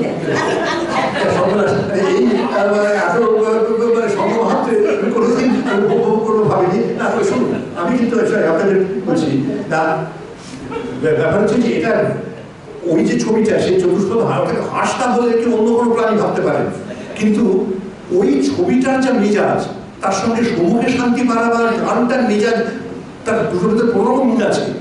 এটা আপনারা কেউ বলবেন কি? এটা বলতে গেলে বোধ হয় একটু শিল্পী হিসাবে বলতে পারি রবীন্দ্রনাথ খুব বেশি করে ডার্ক লাইন চাপিয়েছে, উনি লাইনটা খুব বেশি টেনেছেন। কাফকা কতটুকু টেনেছে আমি জানি না, কিন্তু আমার যেটা মনে হয়েছে একজন শিল্পী হিসাবে উনি প্রচুর দাগ দিয়েছেন। এই দাগটা কিন্তু রবীন্দ্রনাথের সাথে যদি আপনি কাফকার কম্পেয়ার করেন, আমি তাহলে বলতে পারবো না, কারণ কাফকাটা পুরোটা পড়ানি, কিন্তু রবীন্দ্রনাথ জীবনে প্রচুর দাগ দিয়েছে। এই দাগটার রিফ্লেকশন এটা, some line is positive and some line is very negative. প্রচুর লাইন দিয়েছে রবীন্দ্রনাথ, সেই লাইনটা কাফকা কতদূর দিয়েছে জানি না, কিন্তু আমার যেটা মনে হচ্ছে রবীন্দ্রনাথ প্রচুর দাগ ব্যবহার করে। হ্যাঁ ঠিকই তো আছে, কাফকা দেবেন কেন, কাফকা হালকা হালকা এটি দিয়েছেন, এটার সঙ্গে ওনার দাগের এক্সপ্রেশন নিয়ে দিয়েছে। ঠিক আছে ঠিক আছে। আমি যে কথাটা বলছিলাম তাতে আপনি যে মানে কি বলবো বিনয় ভাব প্রকাশ করে রবীন্দ্রনাথের কাফকার সঙ্গে আমার তুলনা শুরু বিনয় না, সেটা মানে আমি যে উন্মাদরই এইটা বললাম সেটা তো দরকার ছিল। আমার মনে হয় আমি মোটেই এ কথা বলতে চাইছি না, এবং আমি যে কথা বলতে চাইছি সেটা সকলেই বুঝতে পারছে এবং সেটা সত্যি। অধ্যাপক সুকান্ত আবু সাইদ আইয়ুব যখন রবীন্দ্রনাথের মঙ্গলপথের ব্যাখ্যা করছেন, রবীন্দ্রনাথকেই করছেন না নিজের কথা বলছেন, সব সময় আলোচকের নিজের কথাটাও তার মধ্যে মিশে থাকছে এই দৃষ্টিভঙ্গি রেখে। আমিও যদি বলি, আপনিও যদি বলেন, এই মুহূর্তে যে যিনি প্রশ্নটা করলেন আপনি কি মিল দেখছেন, তখন সেই প্রশ্নের মধ্যে উনি মিশে আছেন। কাজে এই যে সংশয় সব সময় কিন্তু যা যিনি আলোচনা করছেন তার দৃষ্টিভঙ্গিটাও আমাদের হিসেবের মধ্যে রাখতে হবে। এই অর্থেই আমি কথাটা বলেছি, আপনাকে কোনো ছোট বড় কাউকে ছোট বড় করার উদ্দেশ্য মোটেই নয়। আর লেখা এগুলো একটা রকম তো চিত্রিত পাণ্ডুলিপি, এটাও কিন্তু একটা ফর্ম হতে পারে, একটা বই তৈরি করবার একটা ফর্ম চিত্রিত পাণ্ডুলিপি, সবগুলো নয়, কিন্তু যে পাণ্ডুলিপিগুলোর মধ্যে ছবিটা আছে সেই পাণ্ডুলিপির সেই পাতাগুলো বেছে নিয়ে একটু আগে পরে একটুখানি ব্যাখ্যা জুড়ে এই চিত্রিত পাণ্ডুলিপি যদি সকলের সামনে তুলে দেওয়া যায়, তাহলে যে আলোচনা আজকে উনি করলেন সেরকম আরো অনেকের মন থেকে সেরকম আলোচনা উঠে আসতে পারে। কাজে সব আছে, বেশি আছে এরকম, কিন্তু সব নেই, এরকম সব নেই, অল্প। এখানে একটা কথা আমি জুড়ে দিচ্ছি যে আজকে এটা তো বহু আগে একেবারে তার সক্রিয় ভূমিতে উইলিয়াম ব্লেক করে গেছেন, একজন মহান শিল্পী তার মতো করে গেছেন, কিন্তু এখন আমরা সেটা অনেকটা প্রযুক্তি আমাদের হাতে এসে গেছে বলি আমরা এখন আমাদের পক্ষে লিপি আর চিত্র একে আঁকিকে মেলানো অনেক সহজ, এবং তার থেকে যে জিনিসটাকে অল্পদিন আগে কমিক বুকস বলে একটা আমরা একটা খুব হিম স্তরে রেখেছিলাম, সেই গ্রাফিক নভেল এবং গ্রাফিক টেক্সট, এই জিনিসটা এখন একটা খুব একটা সমৃদ্ধ একটা নতুন সংরূপ হয়ে দেখা দিচ্ছে।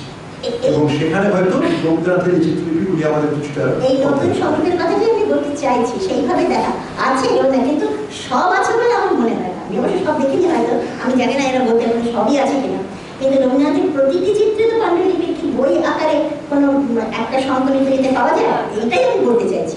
কিছু আছে, কিছু নিশ্চয়ই আছে, কিন্তু সবই আছে। কিন্তু এখন রবীন্দ্রনাথকে আমরা যেভাবে দেখবো, তাতে রবীন্দ্রনাথ কোথায় গিয়ে আমার মাস্টারমশাই বলতেন, তিনি একটা টেলিগ্রাম করলেও সেখানে সইটাও কিন্তু আমাদের রেখে দিতে হবে, সেখানে কথাটাও রেখে দিতে হবে। আর এই যে সবটা একসঙ্গে করার মধ্যে একটা জায়গা আছে।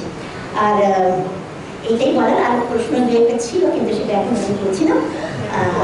আচ্ছা, একটা কথা বলছি, আমাদের যে যাদবপুর বিশ্ববিদ্যালয় থেকে আমরা 11 বছর আগে বিচিত্রা বলে যে অনলাইন টেলিগ্রামটা করেছি, তাতে কিন্তু প্রত্যেকটি পাণ্ডুলিপি আছে, এবং তাতে যে পাণ্ডুলিপিগুলিতে লিপিচিত্র আছে সেটা ওই যে পুরো যে তালিকা, যেটা তালিকার একটা কলমে সেখানে ডুডলস বলে চিহ্নিত আছে। কাজে ওই কলমটার দিকে তাকালে কোন কোন পাণ্ডুলিপিতে, হ্যাঁ আমি বুঝতে পারছি কোন কোন পাণ্ডুলিপিতে ইয়ে আছে, চিত্র আছে, ছবি আছে। আমি এটাই বলতে যাচ্ছিলাম যে আমরা তো পাণ্ডুলিপি বিচিত্রতা দেখতেই পাচ্ছি, আমরা তো এখন ঘরে বসে রবীন্দ্রনাথের পাণ্ডুলিপি দেখতে পাচ্ছি, সুকান্ত দাদের